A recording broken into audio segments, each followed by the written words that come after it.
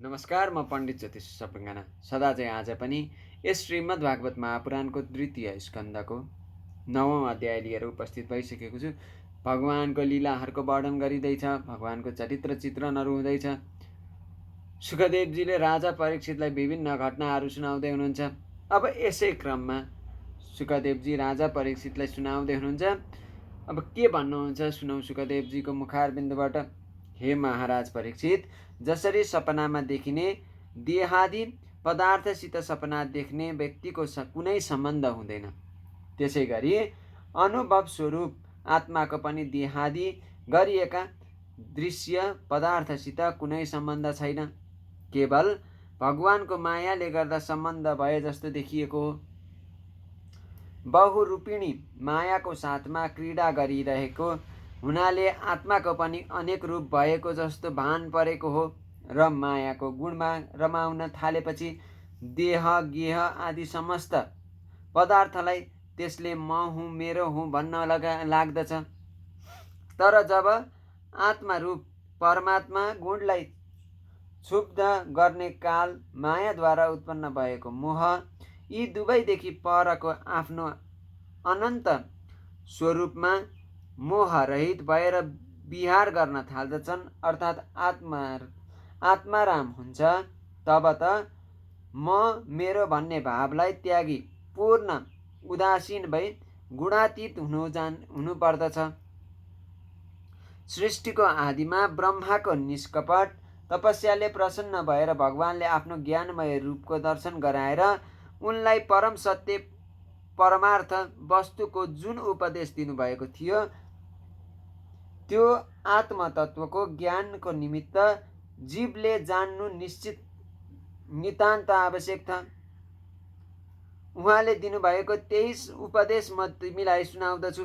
सृष्टिको आदिमा तीनै लोकका परम गुरु आदिदेव ब्रह्माजी आफ्नो जन्मस्थल कमलमा बसेर सृष्टि गर्ने इच्छाले मैले कसरी सृष्टि गर्ने हो भनेर विचार गर्न लागे। तर जुन ज्ञान दृष्टिद्वारा सृष्टि निर्माण हुन सक्दथ्यो त्यो दृष्टि उनले प्राप्त गर्न सकेनन्। यस प्रकारसँग चिन्ता गरिरहेको बेलामा एक दिन उनले अकस्मात प्रलय कालको त्यस जलमा 2 अक्षरको एउटा शब्द हुइपट्ट सुने। यस शब्दको पहिलो अक्षर त स्पर्श वर्णको 16औं अक्षर र दोस्रो अक्षर स्पर्श वर्णको 21औं अक्षर प थियो, अर्थात् तप गर भन्ने आज्ञा उनले सुने। हे राजन, यो तप नै निष्किञ्चन योगीहरूका लागि परम धन मानिएको छ। यसै कारणले सर्वत्यागी ऋषिहरूलाई तपोधन भनिएको हो।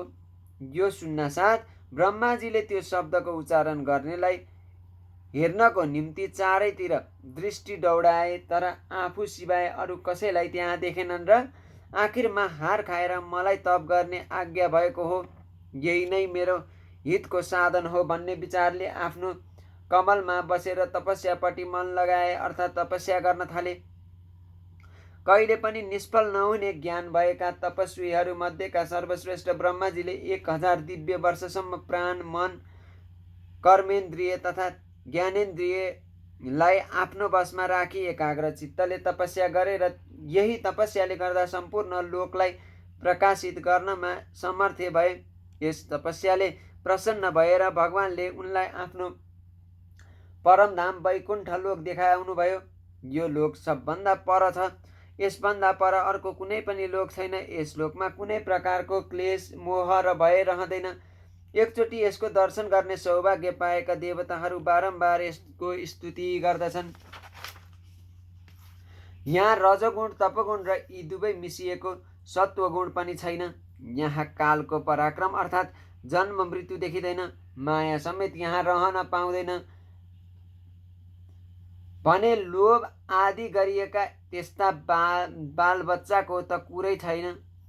यहाँ रहने भागवत भक्त पार्षदहरूको देवता दैत्य दुवै थरीले सम्मान गर्दछन्। यी पार्षदहरूको शरीरको वर्ण शूद्र श्याम रङको हुन्छ।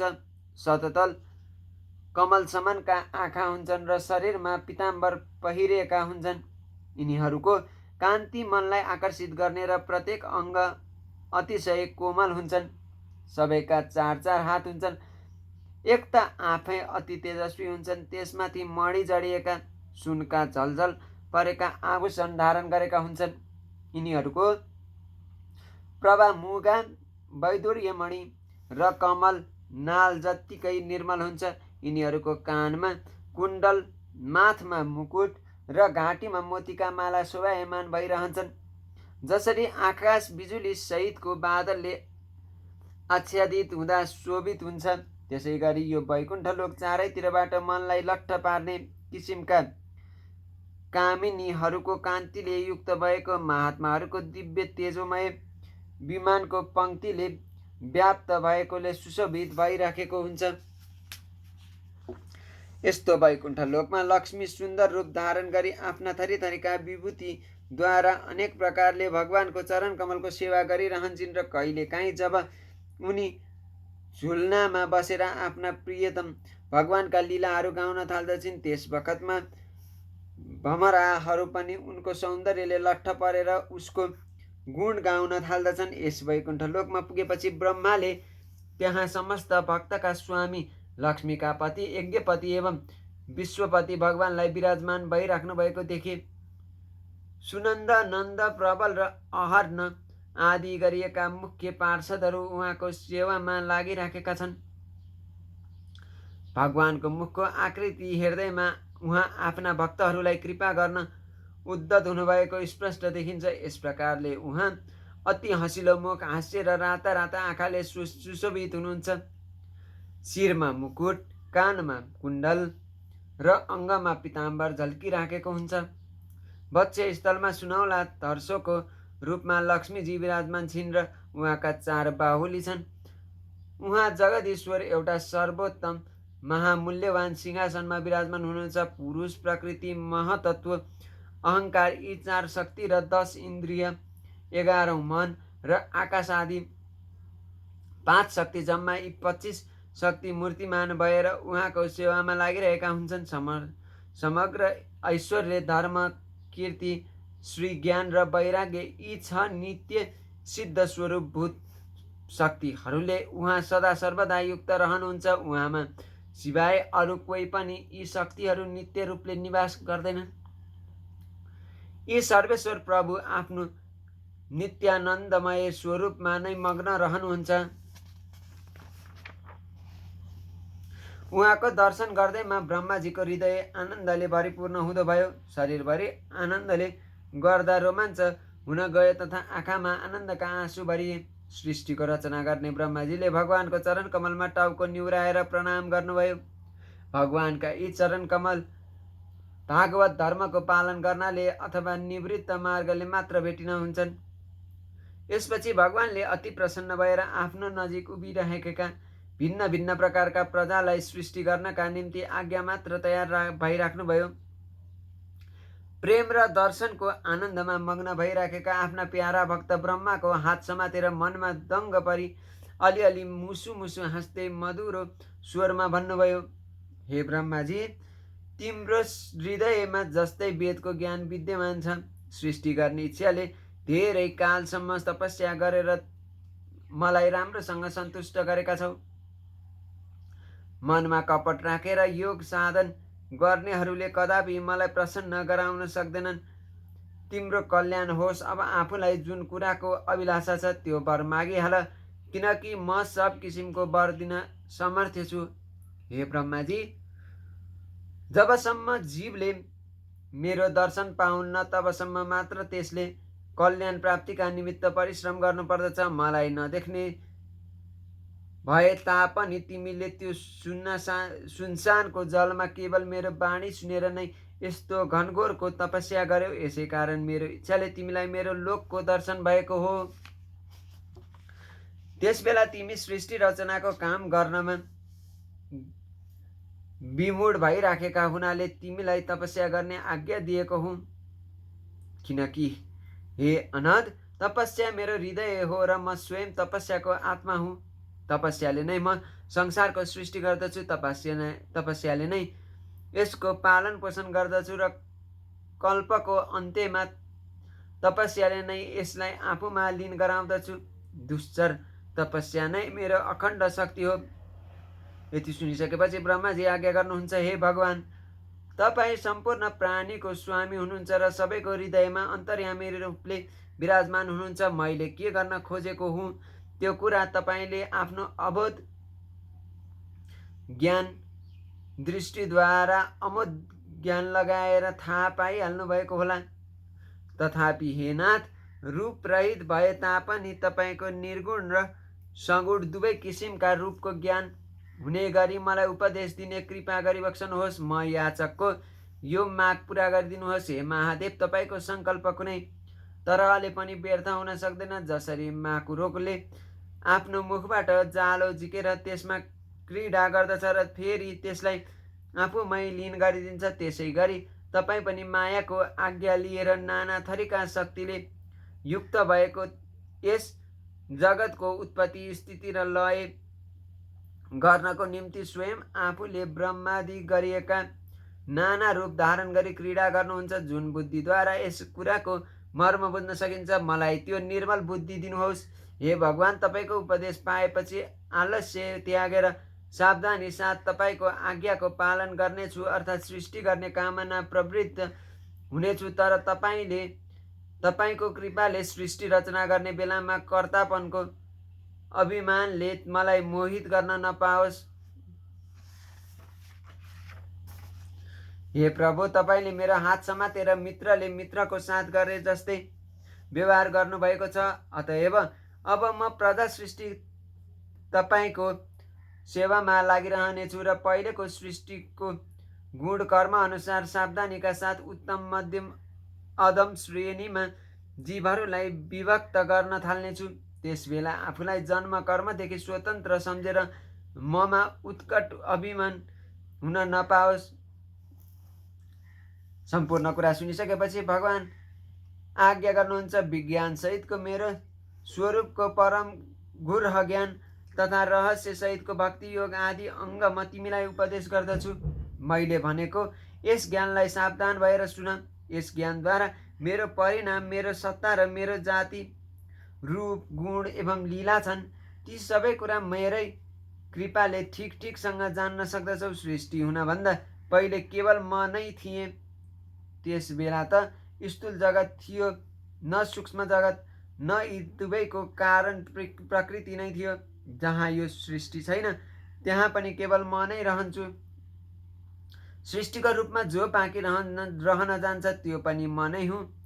दुई चन्द्रमा आदि पदार्थ नभए तापनि दृष्टिदोषले देखिने झैँ यो प्रपञ्च नभए तापनि भए जस्तो जो देखिन्छ, तथा राहु नक्षत्र मण्डलमा भए तापनि नदेखिए झैँ आत्मा पनि नित्य विद्यमान भएर पनि जो देखिन्न, यो सब मेरो मनको र मायाको खेल हो।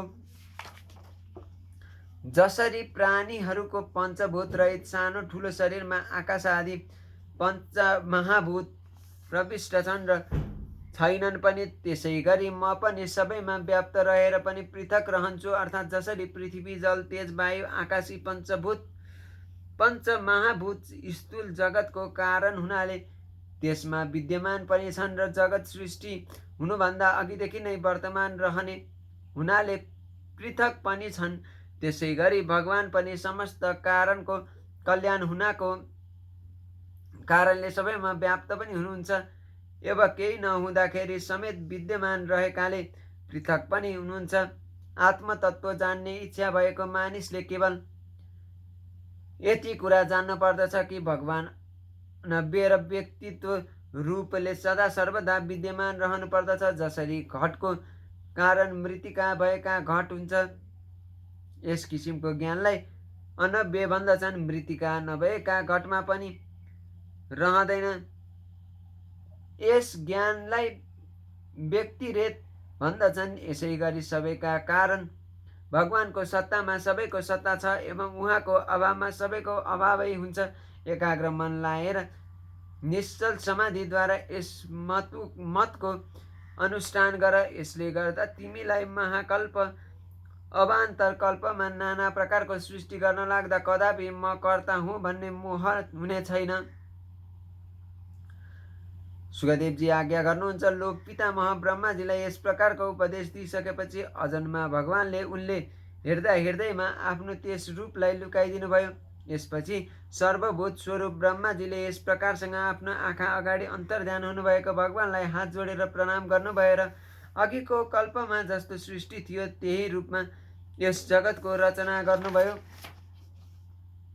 तदन्तर एकचोटि धर्मपति प्रजापति ब्रह्माजीले सम्पूर्ण प्रजाको कल्याण होस् भन्ने अभिलाषाको पूर्तिका निम्ति विधिपूर्वक यस नियमलाई धारण गर्नुभयो, अर्थात् तप गर्न थाल्नुभयो। यो तप गर्न लाग्नुभएको बेलामा उहाँका छोरा मध्येका सबभन्दा प्यारा भगवानका परम भक्त महामुनि नारदजी मायापति विष्णु भगवानको मायाको मर्म बुझ्ने इच्छाले बडो संयम, विनय र सौम्यतापूर्वक उहाँको सेवा गर्न लाग्नुभयो। हे राजन, यस प्रकारसँग नारदले आफ्ना पितालाई सन्तुष्ट पारे।